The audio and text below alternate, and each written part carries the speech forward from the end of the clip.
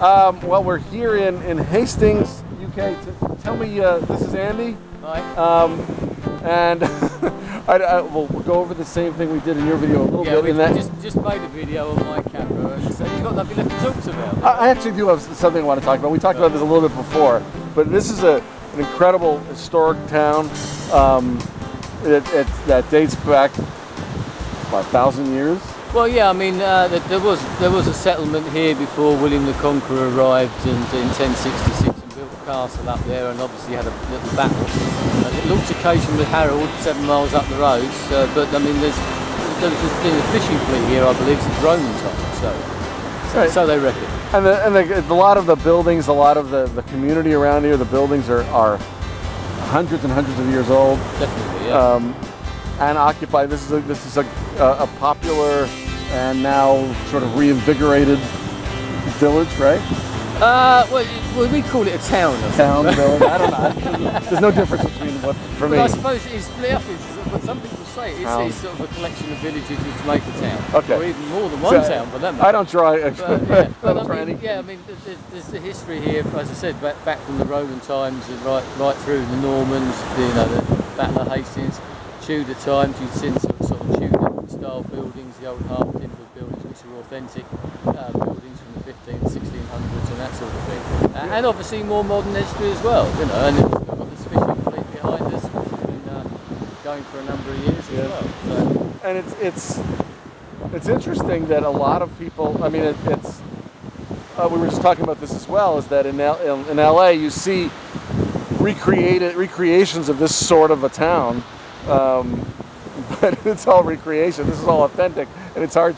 I have to keep reminding myself this is the real thing. Yeah. Now we were talking about the idea of now the town you grew up in.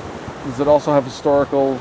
Yeah, I mean they actually have a Norman castle there as well. So let's talk about what we were talking about before. You grow up in an environment like that with all these historic artifacts and castles and so forth. At what point as a kid do you realize that you start beginning to understand that this is, in the scheme of things, pretty extraordinary? Well, as you say, we were saying it's very hard because we've got people who live here who don't come down to the beach, and you've got the sea, and people still don't take any notice of the sea. I've only been here 25 years, only, but I still find it amazing. I can sit here and look on the sea and all that. But living in a town with a very complete Norman castle, and the similar sort of buildings that you've seen here, same sort of timescales, really. You just blasé, but because you grow up around it. I suppose it's part of growing up. It's just there.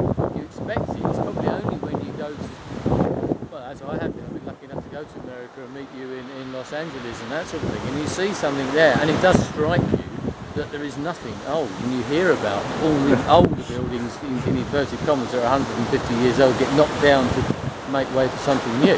And we find that as Brits quite hard, even if we don't necessarily appreciate our own history. Right. Until we go somewhere and then, or someone points it out to you, even in this town. I've shown people things in this town that they've never known, and they've lived here for longer than me, because it's where you grow up. It's just part of just life. the way your life is. It's just there, But at some point, is there ever a point as a kid when, I mean, I'm sure that's part of your education, obviously. But I mean, was there ever a point where it fired your imagination? I think maybe when I got a bit older, personally, from a personal point of view, when I lived where I used to live, was a place called Tunbridge, which is sort of halfway between Hastings and London. You get a bit older and you start to appreciate what's around you, because as you're a kid, as you said, you could run around these alleyways and think, this is amazing. You don't really take it all in and why you can run around those alleyways and why the town is the way that it is. But then you start to notice the castle and you think, wow, that's some building. It might be partly because of the education. Right. And then you start to respect the history and start to appreciate how lucky you are. Unfortunately, my trip to Hastings, like my entire trip to the UK, mostly London, was way too short. But of course, I think it would be way too short if I spent a year. But it was an incredible experience, and I would love to spend endless hours exploring Hastings at some other time. But eventually I had to get back on the train and head back to London for the rest of my trip, which I'll talk about another time. I will see you next time.